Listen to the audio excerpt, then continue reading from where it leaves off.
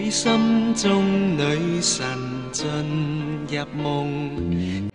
哇！咁你講到好似係完全冇得防咁，好似 everywhere 都係咁樣咁，係。地下鐵再遇他，沉默對望車廂中。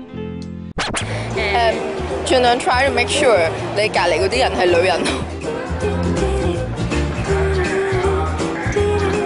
哇，好少喎，我好少搭地鐵。你又好啦，難為班日日要逼港鐵嘅 ladies 啊！鐵路警區今年上半年接到120單風化案，比舊年同期升咗21%，受害人最細得12歲就陰公。咁喺邊度最易揾到鹹豬手呢？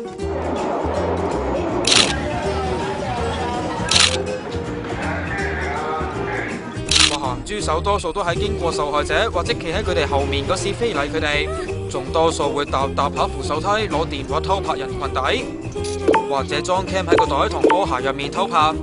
或者可以試下 try to 揾啲港鐵職員入嗰啲車廂入邊啊，睇下會唔會 observe 到呢啲情景喺。梗係啦，咁 dangerous， 有婦女組織建議港鐵設立女性專用車廂啊！嗱，唔係淨係 ladies 㗎，各位 gentlemen 搭港鐵一樣要打醒12分精神啊！雖則今年頭半年盜竊案跌咗，但係都仲有成242單㗎，多數都係 rush hour 趁冇人懷疑嘅時候偷嘢，仲會揾同黨分散受害者嘅注意力同阻住你追個差得。警方話會派多啲人巡邏，不過求人不如求己，自己小心啲啦。